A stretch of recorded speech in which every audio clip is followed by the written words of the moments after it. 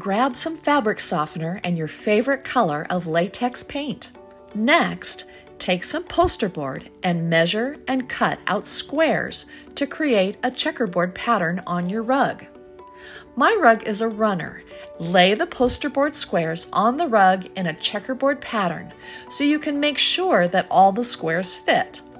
Don't skip this step. Mix together 1 part latex paint to 1 part clear fabric softener and stir completely. You will notice that the mixture thickens quite a bit. Add just a little bit of tap water to thin that out. Holding the poster board squares down with one hand, start to paint in the open areas between the squares. Then, while holding the square with one hand, lightly stipple the paint or dab up and down to establish the lines of each square. It's a good idea to paint all the squares lightly and then go back and fill in with more paint. Continue to add paint to each square until you get the color density that you want. Keep in mind throughout this project that jute rugs are irregular, and so your squares will have some irregularity as well. This is actually the beauty of this type of rug. This rug can be used in so many places in your home.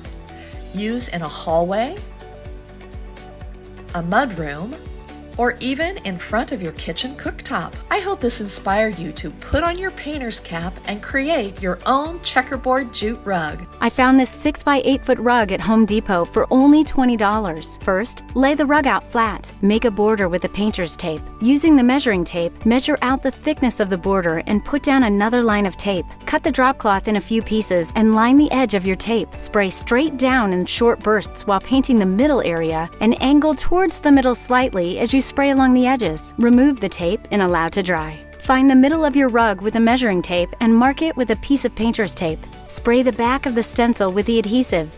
Allow to dry for 3 to 5 minutes so it sets for a temporary bond and not a permanent one. Place the stencil in the middle and press down. Surround the stencil with a drop cloth and spray straight down in short bursts. As soon as you finish painting in this spot, remove the stencil and reposition in a corner. Surround with a drop cloth and spray again. Respray with the adhesive, allow to set, and position the new stencil where desired. I'm creating one more even smaller stencil for the last round of painting. Continue repositioning and painting until you have your desired look.